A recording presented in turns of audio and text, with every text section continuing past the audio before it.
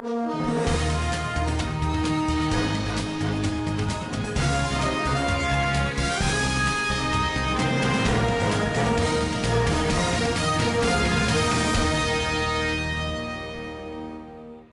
viewers, welcome to Standard Voice Television News Updates. I am Samira Ibrahim.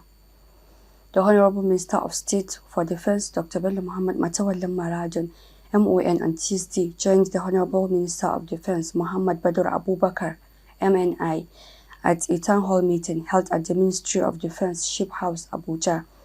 In his remarks, Matawalli commended the Permanent Secretary, Minister of Defense Ambassador Gabriel Tanimu Aduda, for initiating and organizing such an important gathering for direct engagement with staffs. He described the meeting as a laudable opportunity for mutual understanding between the leadership and the staffs of the ministry. The minister expressed his sincere appreciation to the staff of the ministry, both senior and junior, for their dedication, professionalism, and resilience in the discharge of their duties. Reflecting on his own journey, Dr. Matawalli shared that he was once a junior staff in the Federal Ministry of Water Resources before transitioning into politics. He emphasized his continued commitment to an open-door engagement and encouraged staff to reach out whenever they have matters requiring his attention.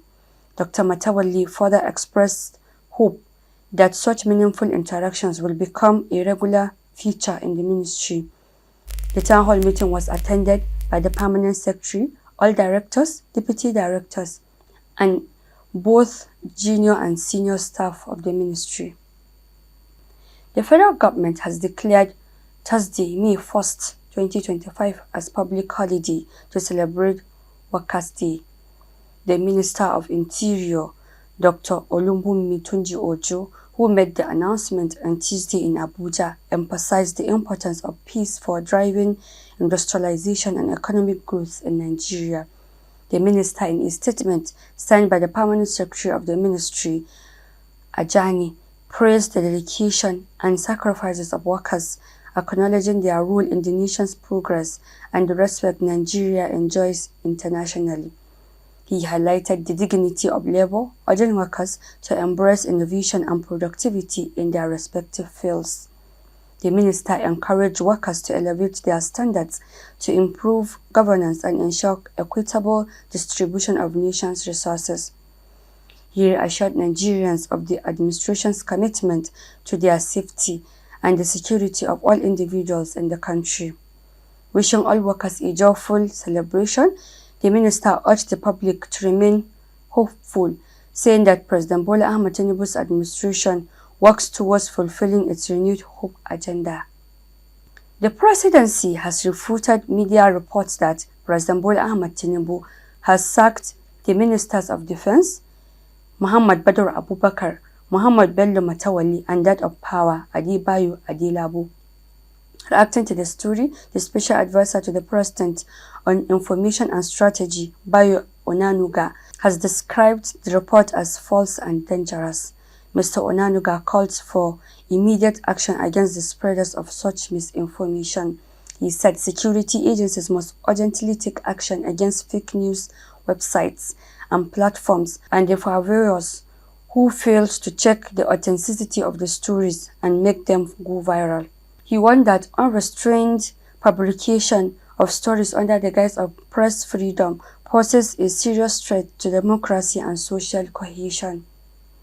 The Honorable Minister of State for Defense, Dr. Bello Muhammad Matawalli, held a meeting with the United States African Command, AFRICOM delegation, led by Major General Garrick M. Hammond, Director of Strategy, Plans and Programs in his office at the Ministry of Defense, Ship House, Abuja.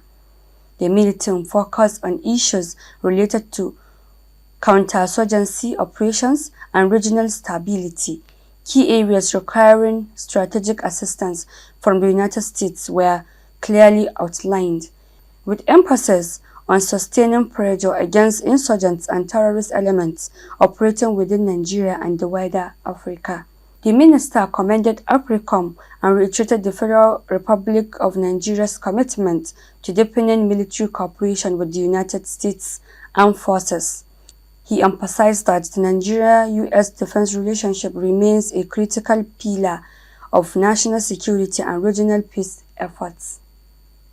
The Nigerian National Petroleum Company Limited has reportedly sacked over 200 senior staff members as part of the significant restructuring of its management.